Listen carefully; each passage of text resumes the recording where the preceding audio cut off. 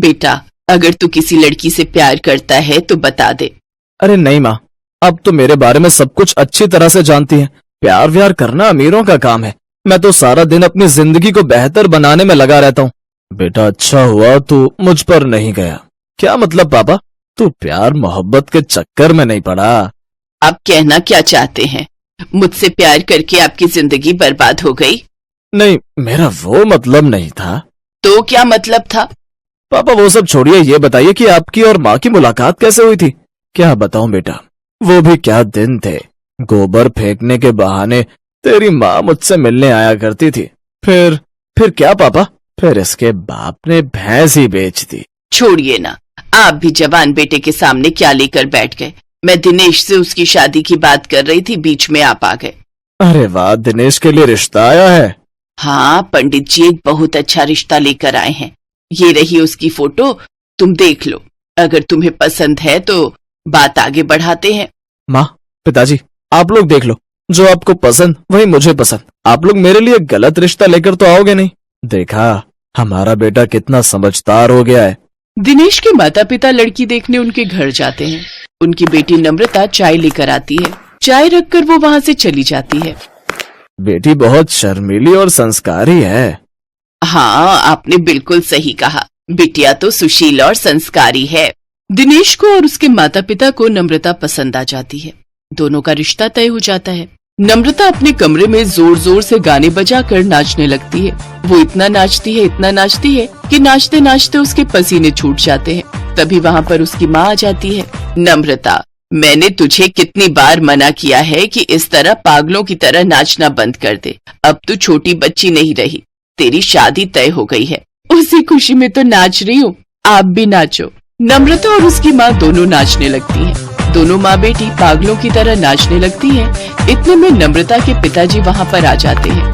अरे भाग्यवान, अब तुम भी अपनी बेटी के साथ नाचने लगी। शादी होने वाली है इसकी। मुझे तो डर है कि कहीं नम्रता ससुराल में अपना असली रूप ना दिखा दे। ऐसा कुछ नहीं होगा, अब हमारी बेटी बड़ी हो गई है। ऐसे ही दिन बीतते जाते हैं और नम्रता की शादी वाला दिन आ जाता है। बारात लेकर दिनेश अपने परिवार के साथ नम्रता को लेने पहुंच जाता है।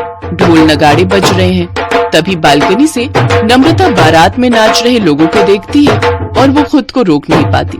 नम्रता भागकर जाती है और बारातियों के साथ जोर जोर से नाचने लगती है।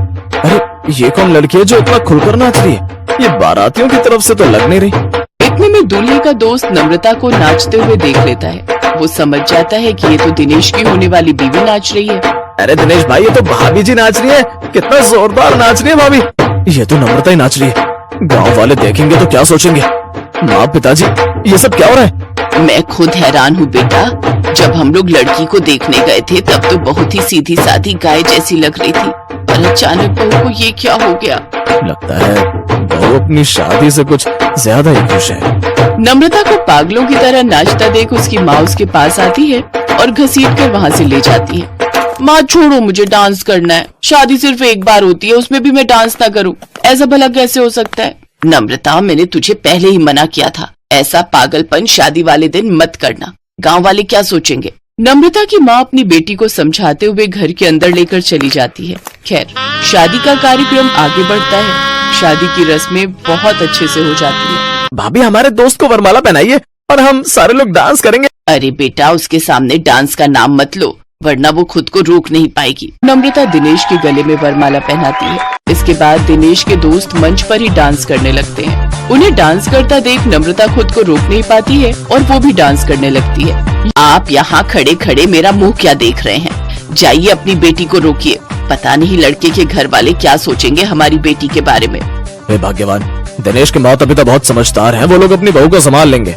दिनेश नम्रता को बार बार रोकने की कोशिश कर रहा है, लेकिन वो है कि रुकने का नाम ही नहीं ले रही। तभी मंच पर नम्रता के पिताजी आ जाते हैं और उसे डांस करने से रोक देते हैं। पापा, मैं डांस इसीलिए तो करती हूँ ताकि बहुत सारे लोग देखें। जब कोई देखेगा ही नहीं तो डांस करने से क्या फायदा? चलो ठीक है, अब डांस बहुत हो गया, अब घर चलकर डांस करना। थक गई होंगी तुम। इस तरह से नम्रता की शादी दिनेश के साथ हो जाती है और वो अपने ससुराल आ जाती है। सुहाग रात वाले दिन दोनों बातें कर रहे हैं। नम्रता, इस तरह सबके सामने तुम्हें अब डांस करना बंद करना होगा, वरना समाज तुम्हें क्या समझेगा? वो लोग सोचेंगे कि बड़ी बेशर्म है इसकी बीवी। मेरा बचपन से सपना था कि मैं अपनी शादी में नाचूं। अब अपनी शादी में डांस करने का सपना मेरा पूरा हो गया। मुझे डांस करना ना बहुत अच्छा लगता है। चाहे कितना भी अच्छा लगता हो, यहाँ ये सब नहीं चलेगा। अब इस घर की बहू हो तुम। नम्रता नाचना बंद कर देती है और मन लगाकर घर के कामकाज करने लगती है, लेकिन मन ही मन वो डांस को बहुत मिस करने लगती है। पता नहीं नाचने गाने को ये लोग इतनी बुरी नजर से क्यों देखते हैं। मुझे डांस करने का कितना मन था। ऐसे ही कुछ दिन बीत जाते हैं। एक दिन अचानक से सुशीला की सांस फूलने लगती है। थोड़ी देर चलने से ही उसे सांस लेने में परेशानी होने लगती है। डॉक्टर को बुलाया जाता है। चेकअप करने के बाद डॉक्टर कहते हैं, सुशीला जी, हार्ट कमजोर हो गया आपका, आपको कार्डियो करना होगा। कार्डियो? अब ये क्या चीज है? मतलब कि ऐसा कुछ करना होगा जिससे हार्ट मजबूत हो, जैसे कि दौड़ना। अब इस उम्र में मैं कहाँ दौड़ने जाऊंगी डॉक्टर साहब, लोग हंसेंगे मुझ पर। लोगों की चिंता छोड़िए और खुद की चिंता कीजिए। अच्छा ठीक है, बाहर दौड़ नहीं सकती तो क्या हुआ, घर के अंदर जुम्बा तो कर ही सकती है ना। अब ये जुम्बा क्या होता है? तभी नम्रता कहती है, जुम्बा मतलब डांस माँ जी, डांस के सहारे कसरत हो जाती है। आपकी बहू को तो बहुत कुछ पता है, आपको यही करना होगा, डांस के सहारे हार्ट को मजबूत करना होगा। आपकी बहू से मदद ले लेना। चिंता मत कीजिए डॉक्टर साहब, मैं सब कुछ संभाल लूंगी। अब डॉक्टर की बात कौन टाल सकता है। सुशीला को अब डांस का सहारा लेना ही पड़ता है। नम्रता गाना चलाती है और अपनी सास के साथ डांस करती है। कुछ ही दिनों में सुशीला की तबीयत बेहतर हो जाती है। ये देखकर सुशीला के ससुर और फिर उसका पति भी हर रोज जुम्बा करने लगते हैं। इसी तरह नम्रता का डांस करने का शौक भी पूरा होता है और परिवार के लोग भी फिट हो जाते हैं और सब खुशी खुशी रहने लगते हैं।